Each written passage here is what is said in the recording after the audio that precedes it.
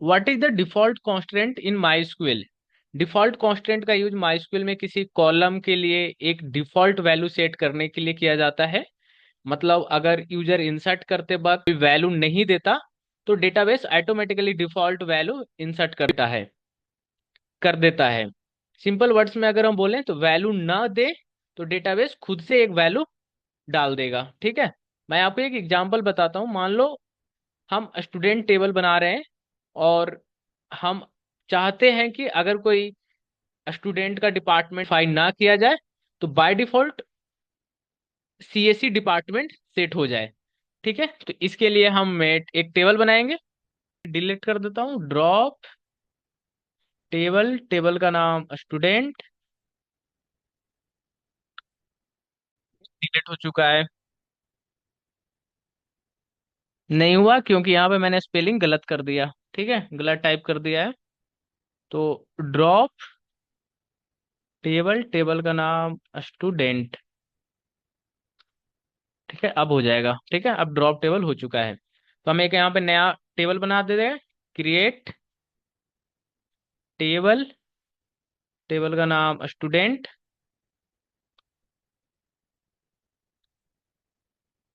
Student ID and not null.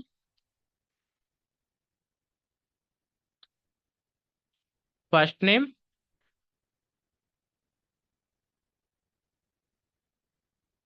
varchar 255 और student department, department varchar 255। और यहाँ पे डिफॉल्ट में क्या डाल रहे हैं? सीएससी।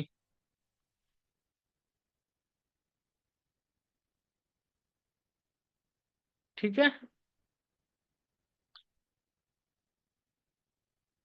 यहाँ पर डिफॉल्ट में सीएससी डाल दिया। इसका मतलब है कि अगर स्टूडेंट कॉलम में वैल्यू नहीं दी तो सीएससी ऑटोमेटिकली स्टोर हो जाएगा। ठीक है, अब हम टेबल को चेक करते हैं। टेबल का स्ट्रक्चर चेक करेंगे। स्टूडेंट, ठीक है, यहाँ पे आ चुका है स्टूडेंट आईडी। ठीक है, स्टूडेंट नेम, स्टूडेंट डिपार्टमेंट। ठीक है, तो यहाँ पे डिफॉल्ट में आप देख रहे हैं कि सीएससी आ चुका है।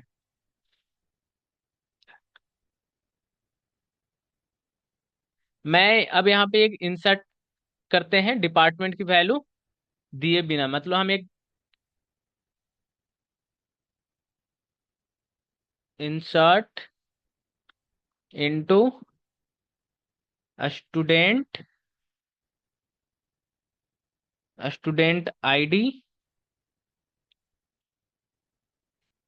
First name.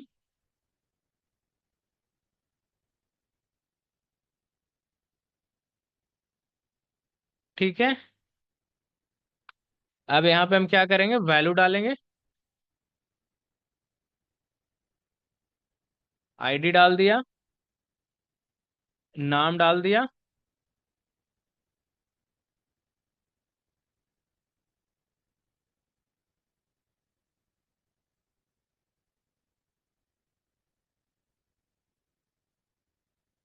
ठीक है, तो यहाँ पे इंसर्ट हो चुका है। क्योंकि हमने स्टूडेंट डिपार्टमेंट की वैल्यू नहीं दिया इसलिए डेटाबेस ऑटोमेटिकली सीएससी ऐड कर देगा। अब मैं इसे चेक कर लेता हूँ। Select from student. ठीक है, तो यहाँ पे देखिए नाम आ चुका है, स्टूडेंट आईडी, फर्स्ट नेम और स्टूडेंट डिपार्टमेंट सीएससी। तो डिफॉल्ट कांस्टेंट का यूज किसी कॉलम में ऑटोमेटिक वैल्यू सेट करने के लिए होता है जब यूजर इंसर्ट के टाइम कोई वैल्यू स्पेसिफाई नहीं करता है। What is an index in MySQL? MySQL में इंडेक्स क्या होता है? इंडेक्स का यूज माइस्क्यूएल में डेटा को फास्ट सर्च करने के लिए किया जाता है। अगर सिंपल वर्ड में मैं आपको समझाऊं तो जब टेबल में बहुत ज्यादा रिकॉर्ड हो जाते हैं तब डेटा सर्च करने में टाइम लगता है। ऐसे में इंडेक्स डेटाबेस को हेल्प करता है ताकि डेटा जल्दी मिल सके। रियल लाइफ में आपको एग्जांपल देता हूँ। जैसे किसी बुक में इंडेक्स पेज लिखा होता है, जिसमें लिखा होता है कि कौन से टॉपिक किस पेज पर है। उसी तरह डेटाबेस में इंडेक्स डेटा को क्विकली फाइंड करने के में हेल्प करता है। अब डेटा टेबल देखना हो तो सबसे पहले हम डेटा टेबल देखते हैं। हम कमांड प्रॉम्प्ट में आ जाएंगे और सिलेक्ट फ्रॉम स्टूडेंट, ये आ चुका है।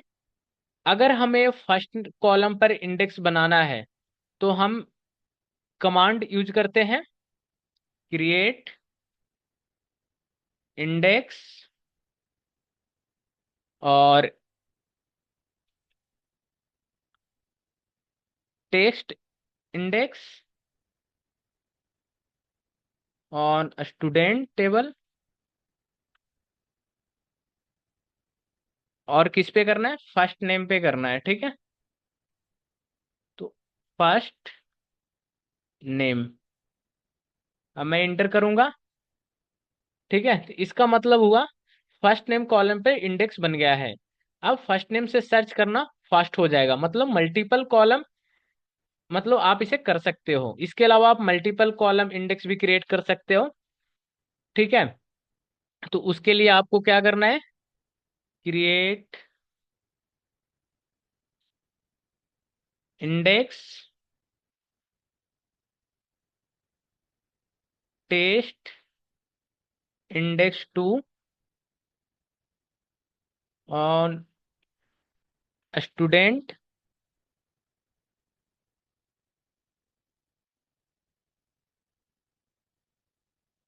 First name student zone.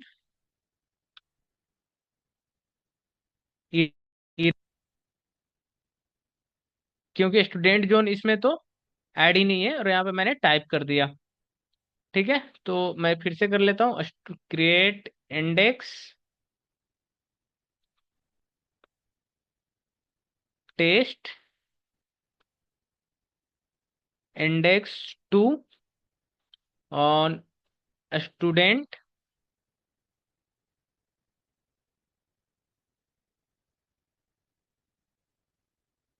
First name और student department.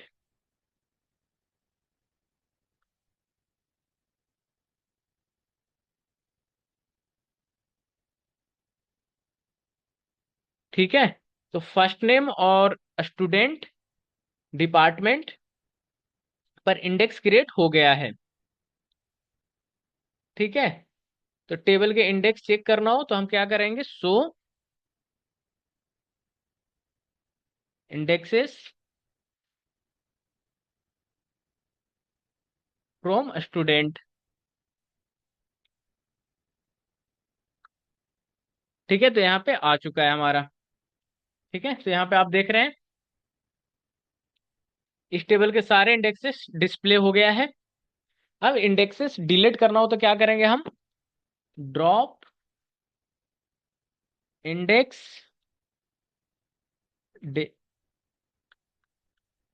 Test index on student. क्या होगा? डिलीट हो चुका है। अब शो करेंगे हम इसे, शो इंडेक्सेस फ्रॉम स्टूडेंट, दिख रहा है।